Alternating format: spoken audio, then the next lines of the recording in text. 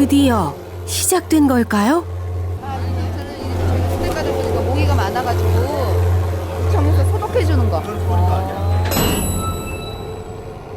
소독차 소리보다 더 크다는 굉음. 이제 곧 들을 수 있을 거라고 주민들이 장담을 하니 좀 더 기다려보기로 했는데요. 그때 거짓말처럼 소리가 들립니다. 네, 바로 이 소리, 이 소리예요. 이 소리. 지금 들고 있는 이 소리. 저거 뽀트네. 주민들의 예언처럼 사람들이 모여있자 굉음이 들려옵니다. 문제의 하얀 대문집 쪽에서 들리는 것이 분명합니다.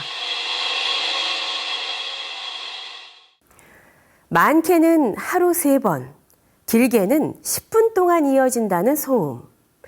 1년 넘게 주민들을 괴롭혀온 소리는 분명 하얀 대문집에서 흘러나오고 있었습니다. 사람들이 모여 식사를 하자 거짓말처럼 들려오기 시작했는데요. 주민들의 추측대로 윤 씨가 일부러 소음을 내고 있는 걸까요?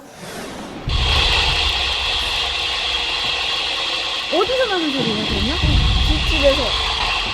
말로만 전해 듣던 굉음을 실제로 들어보니 정신이 아득해질 정도로 시끄럽습니다.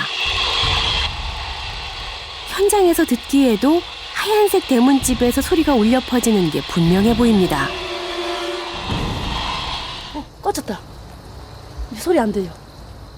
평화로운 저녁 시간을 습격한 굉음은 3분여 정도 지속되다 끝났는데요. 간만에 모인 이웃들의 만찬도 함께 끝나버렸습니다.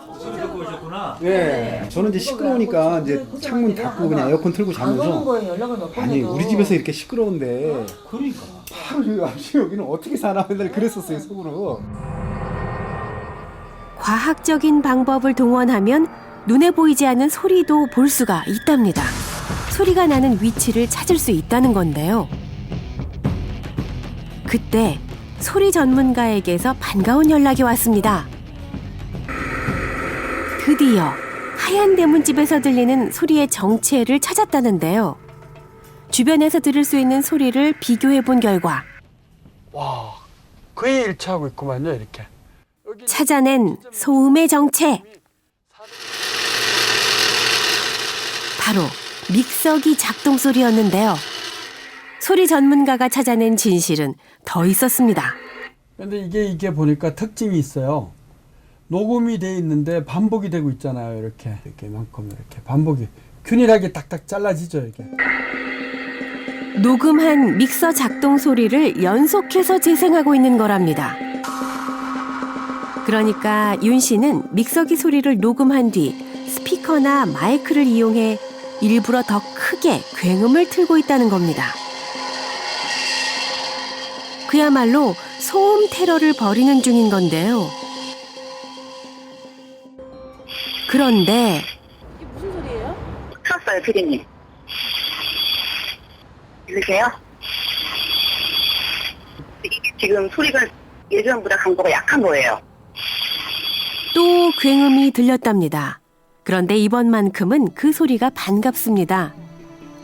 진원지를 파악하기 위해 미리 장비를 설치했기 때문인데요. 장비에 녹음된 소리를 분석하면 이제 정확한 소리의 진원지를 알 수 있을 겁니다. 그런데 카메라엔 소리만 담긴 것이 아니었습니다. 정적이 감도는 새벽 6시. 미세하게 열리는 커튼 사이로 누군가 얼굴을 내밉니다. 바로 하얀 대문집에 사는 윤 씨인데요.